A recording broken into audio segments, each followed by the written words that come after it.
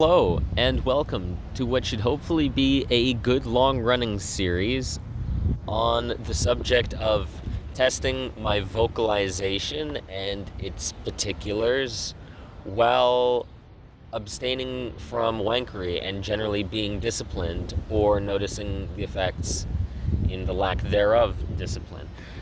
So let's get on with it right away and bring up the voice pitch analyzer. Here's the previous data to reflect on.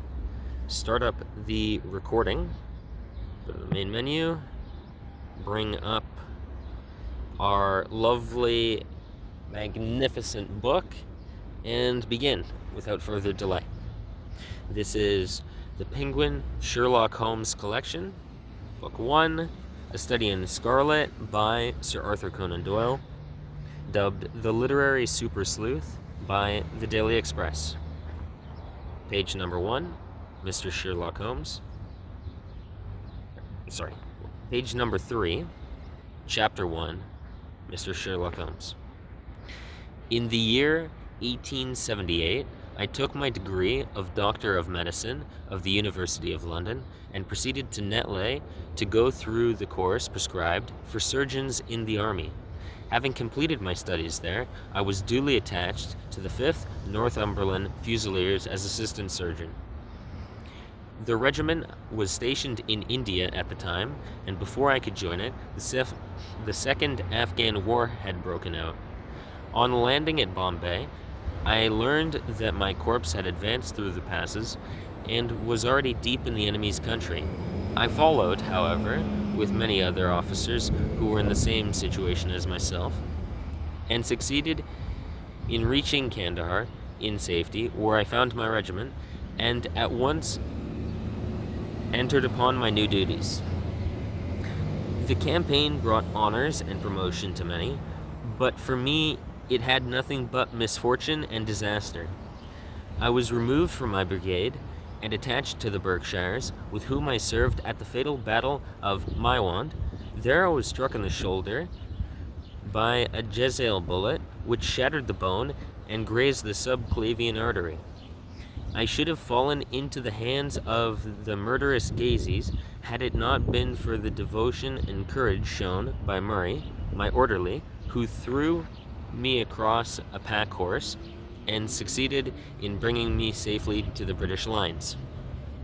Worn with pain and weak from prolonged hardships which I had undergone, I was removed with a great train of wounded sufferers to the base hospital at Peshawar.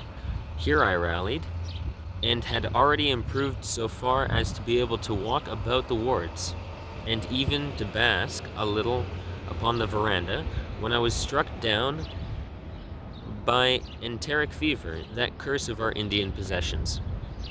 For months my life was despaired of, and when at last I came to myself and became convalescent, I was so weak and emaciated that the medical...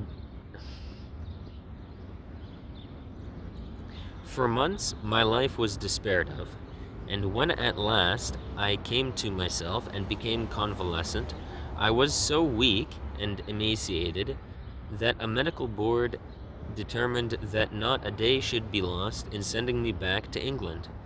I was dispatched accordingly in the troopship Orontes, and landed a month later on the Portsmouth jetty, with my health irrevotably ruined, but with permission from a paternal government to spend the next 9 months in attempting to improve it. I had neither kith nor kin in England, and was therefore as free as air, or as free as an income of 11 shillings and 6 pence a day will permit a man to be. Under such circumstances, I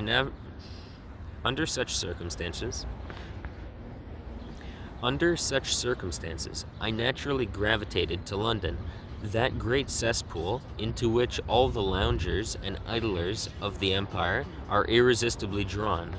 There I stayed for some time at a private hotel in the Strand, leading a comfortless, meaningless existence, and spending such money as I had, considerably more freely than I ought. So alarming did the state of my finances become, that I soon realized that I must either leave the metropolis and rusticate somewhere in the country, or that I must make a complete alteration in my style of living. Choosing the latter alternative, I began by making up my mind to leave the hotel and to take up my quarters in some less pretentious and less expensive domicile. On the very day that I had come to this conclusion, I was standing at the Satirian bar when someone tapped me on the shoulder, and turning round, I recognized young Stamford, who had been a dresser under me at Bart's. The sight of a friendly face in the great wilderness of London is a pleasant thing indeed to a lonely man. In the old days, Stamford had never been a particular crony of mine, but now I hailed him with enthusiasm, and he, in his turn, appeared to be delighted to see me. In the exuberance of my joy, I asked him to lunch with me at the Holborn, and we started off together in a hansom. "Whatever have you been doing with yourself, Watson?" He asked in undisguised wonder, as we rattled through the crowded London streets. "You are as thin as a lathe, and as brown as a nut." I gave him a short sketch of my adventures, and had hardly concluded it by the time that we reached our destination. "Poor devil," he said, commiseratingly, after he had listened to my misfortunes. "What are you up to now?" "Looking for lodgings," I answered, "trying to solve the problem as to whether it is possible to get comfortable rooms at a reasonable price." "That's a strange thing," remarked my companion. "You are the second man today that has used that expression to me." "And who was the first?" I asked. "A fellow who is working at the chemical laboratory up at the hospital. He was bemoaning himself this morning because he could not get someone to go halves with him."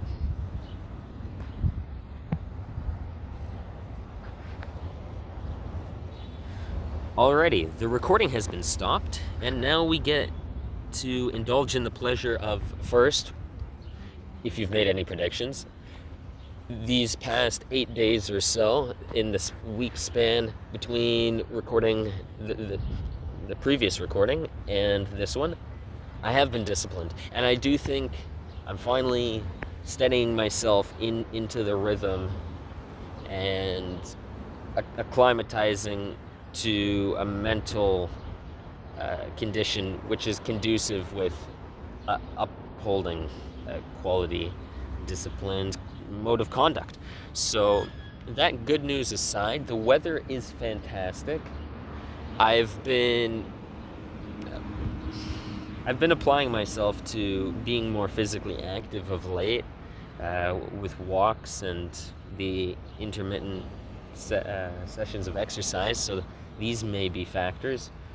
I've still been keeping myself hygienic and eating well enough, I suppose, in frequency and quality and volume.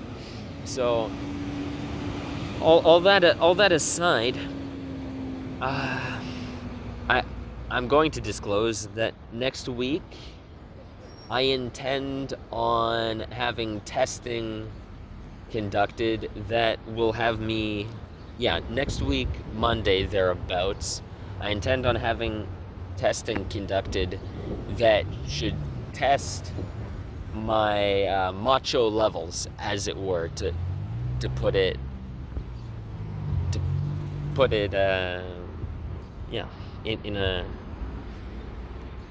in a civilized sense.